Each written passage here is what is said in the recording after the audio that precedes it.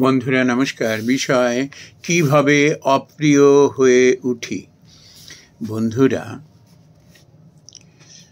আমাদের অনেকের এরকম একটা ধারণা আছে যে অনেক গুণের অধিকারী হলে পরে, অনেক লেখাপড়া জানলে পরে, অনেক উচ্চ পদে চাকরি করলে পরে বোধহয় সকলের প্রিয় হওয়া যায়। এটি একেবারে ভুল ধারণা, একেবারে ভুল ধারণা। বন্ধুরা, একটি কথা আছে, দেখবেন প্রচলিত কথা, বেল পাকলে কাকের কি। তুমি এরকম গুণী মানুষ, তুমি অমুক মানুষ, তুমি মানুষ, কিন্তু অন্যের যদি সে কোনো কাজে লাগলো না, উল্টে তার ব্যবহার, আচার আচরণ দ্বারা অন্যকে যখন আঘাত করতে থাকে না, তখন মানুষের কাছ থেকে সে ধীরে ধীরে সরে যায়। মানুষ তাকে না ইগনোর করতে থাকে, তখন অবজ্ঞা তাচ্ছিল্য করতে থাকে। কিরকম দেখবেন,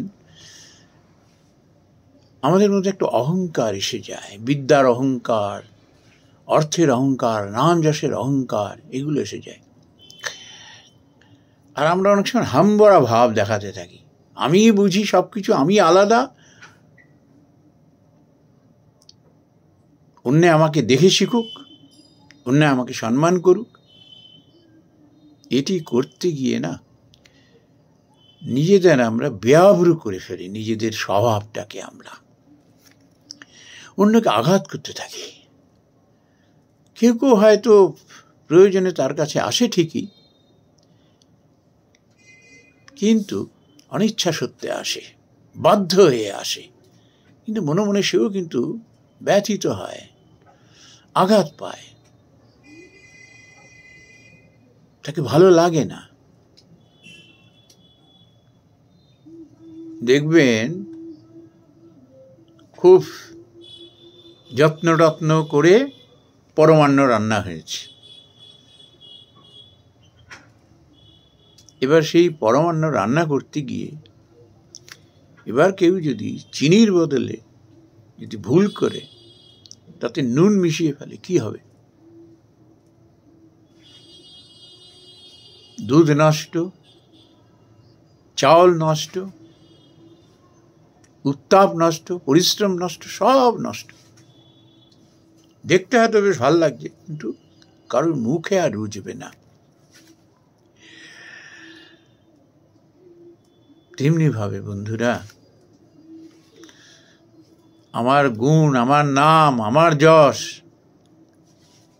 আমার অর্থ, আমার লোকবল সব বৃথা হয়ে যায় যদি আমরা অন্যের কাছে প্রিয় হয়ে না উঠতে পারি। এই প্রিয় হওয়ার পেছনে থাকে আন্তরিকতা, নিরহংকারিতা, নিঃস্বার্থপরতা,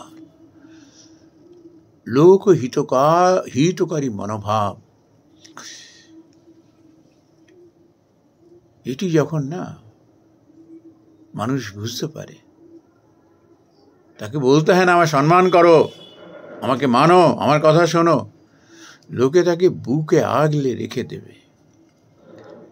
এক নম্বর, তার কাছ থেকে উপকার তো পেলই পেল, এবং তার ব্যবহার আদিতে না ভীষণভাবে তারা মনে সন্তোষ লাভ করে।